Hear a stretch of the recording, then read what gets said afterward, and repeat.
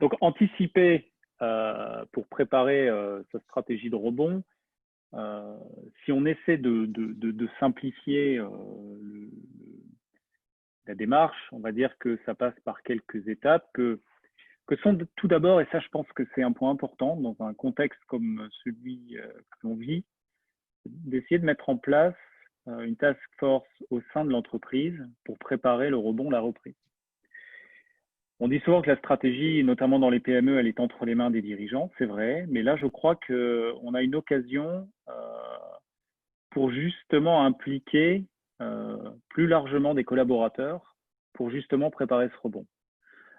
C'est d'autant plus important que ça permet aussi aux dirigeants de garder cette hauteur de vue parce que en confiant et en déléguant finalement aussi la préparation de demain, ça permet aux dirigeants de pouvoir rester dans ce rôle à un moment donné finalement de décideur sur la base d'éléments d'aide à la prise de décision.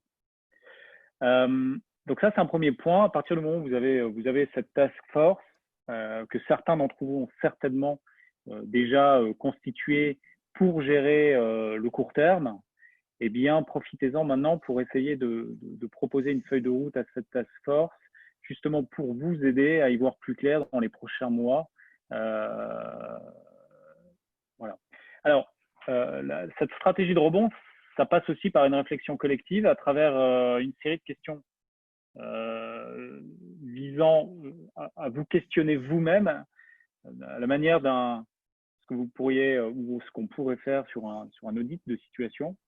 Et c'est intéressant en fait là du coup d'associer cette task force pour que vos collaborateurs aussi, enfin bien évidemment, quand je dis vos collaborateurs, c'est de solliciter, c'est votre board, c'est votre codir, c'est vos managers, pour justement constituer face à cette situation exceptionnelle, un comité ad hoc qui va effectivement permettre de dresser un petit peu quels sont les impacts à court terme de la crise.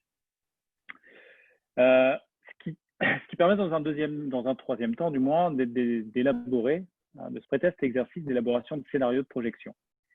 Alors attention, quand nous on parle de scénarios de projection, ce ne sont pas des scénarios de l'entreprise, mais ce sont bien des scénarios liés à comment est-ce que la crise, dans les prochains mois, va se profiler.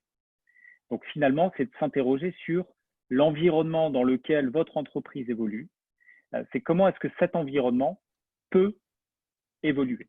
Et on verra qu'il y a un certain nombre de paramètres qui peuvent être pris en compte pour justement faire cet exercice.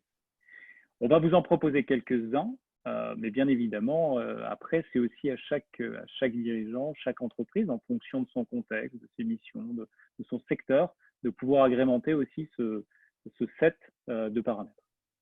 Et enfin, une fois qu'on a fait cet exercice de scénarisation, là, on peut commencer à se dire, OK, maintenant, au travers de ces différents scénarios de projection, quels sont, pour chacun d'eux, les impacts pour mon entreprise.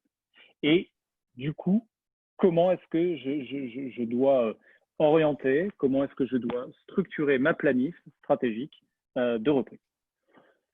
Donc, on a bien un état des lieux à travers ces différentes questions que vous allez vous poser aujourd'hui pour pouvoir derrière imaginer, et là, je pense qu'on ne manque pas d'informations, hein, tout le temps, toutes les minutes, on a de l'info. Et l'idée, c'est effectivement de pouvoir faire une veille au juste besoin. Hein. L'idée, c'est pas de tomber dans une surenchère de l'information et qui doit vous permettre effectivement d'entrevoir des scénarios possibles, potentiels d'évolution.